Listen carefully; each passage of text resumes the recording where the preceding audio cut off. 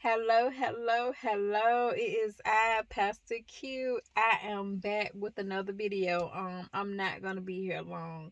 I just want to talk to you about something that God dropped in my spirit, which is about leadership. And this goes out to people who are leading any congregation, anybody who leads in their church, anybody who's supposed to be the leader of a congregation, a people, organization. um there's an issue.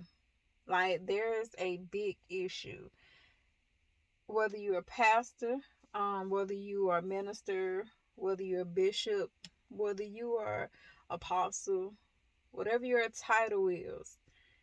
Don't let your title go to your head, because at the end of the day, guess what? You got to make it to heaven just like we do. You got to make it to heaven just like everybody else do. Because your goal is to do what? Lead people to Christ, right? That is what your goal. But too many leaders have turned away from leading people to Christ. They're allowing their title to get the best of them. I mean, they are allowing their title to get the best of them. I have one question. Can anybody from your congregation call you at 2 o'clock in the morning and say, hey, I need to talk because I'm about to lose my mind? Or would you send them a voicemail? When the last time were you a servant to others? Because last time I remember, Jesus served everybody, right? I mean, that's the last thing I know. And that's what I know for a fact, that Jesus was a servant. And I look around and I see a lot of pastors, apostle, bishop, people who have titles. They feel like they are entitled to things now. They feel like they are above people. They feel like they got a little too comfortable. But guess what? The churches are in trouble. The churches are in trouble because too many times as people, we put our leader on this big old pedestal, and we have to realize that the person that we serve is God and not that person. Let me give you an example. So the other day, I was speaking with a guy in the store. I'm always in the store. But anyway, I was speaking with the guy in the store, and I'm not going to name the pastor name. And he was like bragging on his pastor. I mean, oh, my pastor do this, my pastor do that. I have an excellent pastor. I have a great pastor, and I think my pastor doing this and that.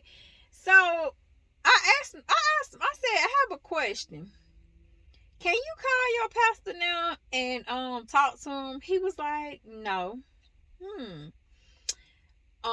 Have you ever had a one-on-one conversation with your pastor? No. Mm-mm. He only see his pastors on Sundays and Bible study. That's what I was told.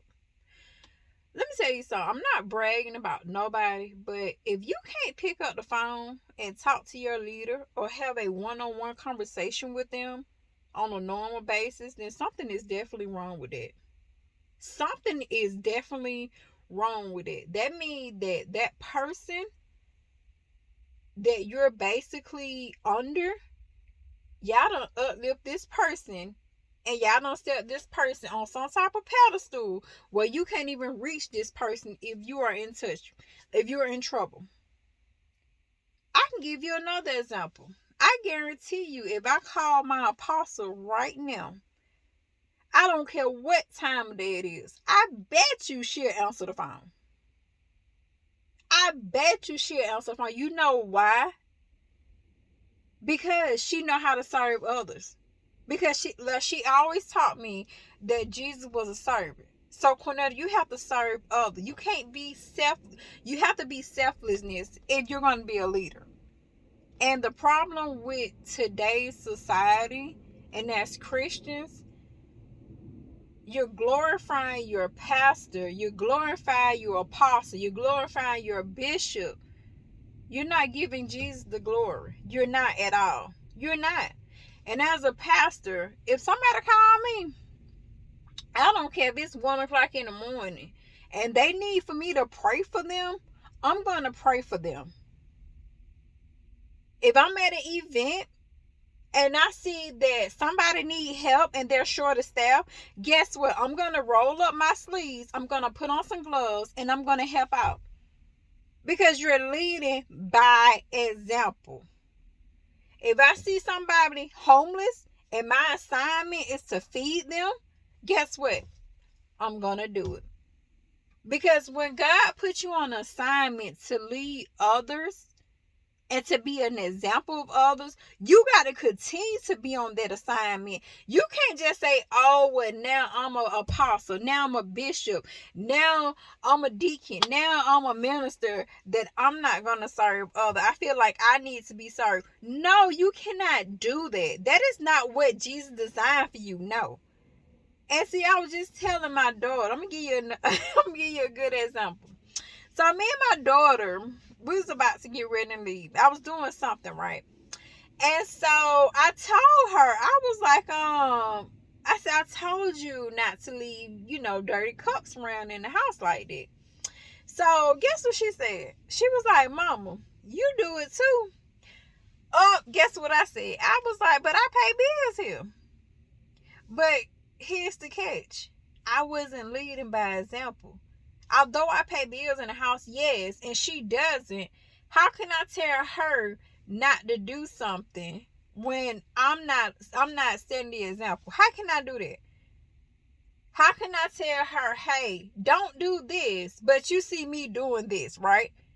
So how can I help my daughter or anybody else that I'm leading to Christ to say, hey, Christ is the way, but I'm not leading by example? See, we as leaders, we got to be humble. Because at the end of the day, guess what? We all trying to make it to heaven. You think God going to pick up the paper and say, oh, okay, yeah, you was a bishop and you was over 100,000 people. Okay, but let me ask you something then, Bishop. Were you a servant? That's the thing that we keep forgetting. We forgetting to serve others. So always remember to serve others and to take care of each other. Love you.